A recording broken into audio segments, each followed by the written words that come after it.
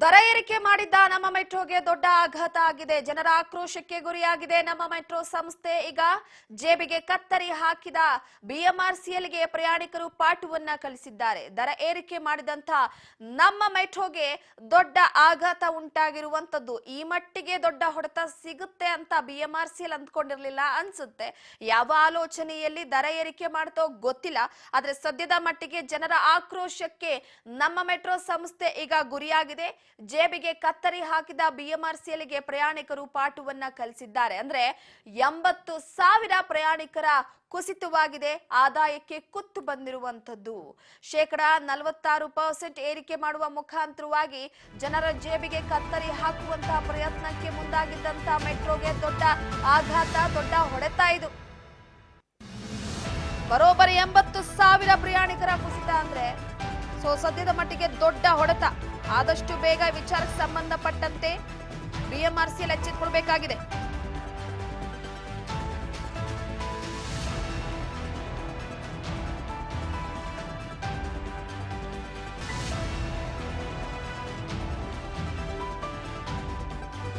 ಪ್ರಮುಖವಾಗಿ ಒಂದು ಕಡೆ ಈಗಾಗಲೇ ಬಿಎಂಆರ್ಸಿಎಲ್ ವಿಚಾರಕ್ಕೆ ಸಂಬಂಧಪಟ್ಟಂತೆ ಮೆಟ್ರೋ ಟಿಕೆಟ್ ದರ ಏರಿಕೆಯ ವಿಚಾರವಾಗಿ ಬೇಸರವನ್ನ ವ್ಯಕ್ತಪಡಿಸಲಾಗ್ತಾ ಇದೆ.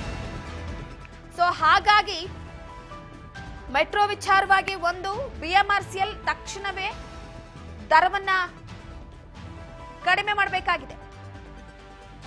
ದರ ಏರಿಕೆ ಮಾಡಿದ ನಮ್ಮ ಮೆಟ್ರೋಗೆ ದೊಡ್ಡ ಆಘಾತ, ಜನರ ಆಕ್ರೋಶಕ್ಕೆ ಗುರಿಯಾಗಿದ್ದು ಸದ್ಯದ ಮಟ್ಟಿಗೆ ಈಗ ಸಿಎಂ ಸೂಚನೆಯ ಬೆನ್ನಲ್ಲೇ ಸುದ್ದಿಗೋಷ್ಠಿಯನ್ನ ಕರೆದಿದೆ ಬಿಎಂಆರ್ಸಿಎಲ್ ಎಂಡಿಗೆ ಟ್ವೀಟ್ ಮಾಡುವ ಮುಖಾಂತರವಾಗಿ ಒತ್ತಾಯ ಮಾಡಿದ್ರು. ಟಿಕೆಟ್ ದರ ಏರಿಕೆ ಬಗ್ಗೆ ಮಾಹಿತಿ ನೀಡೋ ಸಾಧ್ಯತೆ ಇದೆ.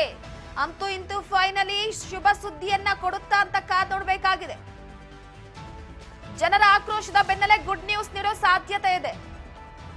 ಬೆಂಗಳೂರಿಗರು ಉತ್ತಮವಾದಂತ ದೊಡ್ಡ ಹೊಡೆತವನ್ನೇ ಕೊಟ್ಟಿದ್ದಾರೆ ಮೆಟ್ರೋಗೆ. ಒಂದು ದಿನ ಎಷ್ಟು ಲಾಸ್ ಆಗಿರ್ಬೇಡ, ಮಧ್ಯಾಹ್ನ ಸುದ್ದಿಗೋಷ್ಠಿಯನ್ನ ಕರೆದಿರುವಂತದ್ದು.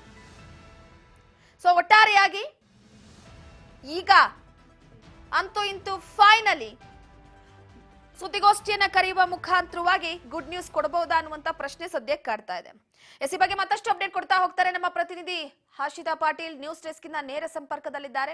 ಹರ್ಷಿತಾ, ಪ್ರಮುಖವಾಗಿ ಸದ್ಯದ ಮಟ್ಟಿಗೆ ಈಗಾಗಲೇ ಬಿಎಂಆರ್ಸಿಎಲ್ ದರ ಏರಿಕೆಯ ವಿಚಾರಕ್ಕೆ ಸಂಬಂಧಪಟ್ಟಂತೆ ಎಷ್ಟು ದೊಡ್ಡ ಹೊಡೆತ ಬಿದ್ದಿದೆ ಅನ್ನುವಂಥದ್ದು ಅರಿವಾಗಿರಬೇಕು ಬಿಎಂಆರ್ಸಿಎಲ್ಗೆ.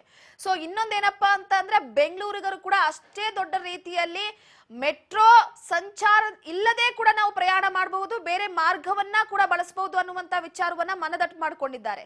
ಈಗ ಸುದ್ದಿಗೋಷ್ಠಿಯನ್ನ ಕರೆಯಲಾಗಿದೆ ಅಂತ ತಿಳಿದು ಬರ್ತಾ ಇದೆ. ಏನಾದ್ರೂ ಗುಡ್ ನ್ಯೂಸ್ ಸಿಗಬಹುದಾ ಈ ಬಗ್ಗೆ ಮಾಹಿತಿ ಕೊಡೋದಾದ್ರೆ? ರೂಪಾ, ಮೆಟ್ರೋ ದರ ಏರಿಕೆ ಆದಂಗಿಂದಲೂ ಕೂಡ ಒಂದ್ ರೀತಿಯಾಗಿ ಸಾರ್ವಜನಿಕರಲ್ಲೂ ಕೂಡ ಒಂದ್ ರೀತಿಯಾಗಿ ಖಂಡನೆಯ ಕೂಡ ವ್ಯಕ್ತವಾಗ್ತಾ ಇದೆ. ಮೆಟ್ರೋ ದರ ಏರಿಕೆ ಮಾಡಿರೋದು ಕೂಡ ಸರಿ ಅಲ್ಲ ಅನ್ನೋಂಥದ್ದು ಸಾಕಷ್ಟು ಟೀಕೆಗಳು ಕೂಡ ವ್ಯಕ್ತವಾಗ್ತಾ ಇದ್ವು. ಅದರ ಜೊತೆಗೇನಂತಂದ್ರೆ ಮೊದಲ ದಿನವೇ ಬಿಜೆಪಿ ಕೂಡ ಪ್ರತಿಭಟನೆಯನ್ನ ಮಾಡಿತ್ತು.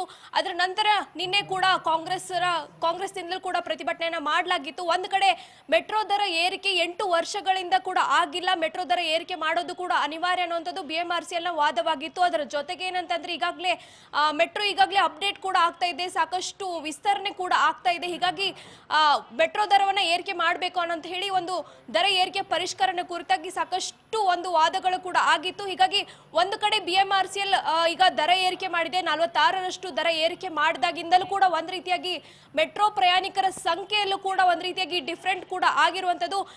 ಸಡನ್ ಆಗಿ ಯಾವಾಗ ಫೆಬ್ರವರಿ 9ರಂದು ಮೆಟ್ರೋ ದರ ಏರಿಕೆ ಆಯಿತು, ಅವಾಗಿಂದಲೂ ಕೂಡ ನೆಕ್ಸ್ಟ್ ಡೇ ಇಂದ ಜನರಿಗೆ ಒಂದ್ ರೀತಿಯಾಗಿ ಎಲ್ಲೋ ಒಂದ್ ಕಡೆ ಮೆಟ್ರೋ ಮೇಲೆ ಇರುವಂತ ಏನು ಪ್ರಯಾಣ ಮಾಡಬೇಕಾಗಿರುವಂತ ಸಂಖ್ಯೆ ಕೂಡ ಎಲ್ಲೋ ಒಂದ್ ಕಡೆ ಕಡಿಮೆ ಆಗಿರುವಂತದ್ದು.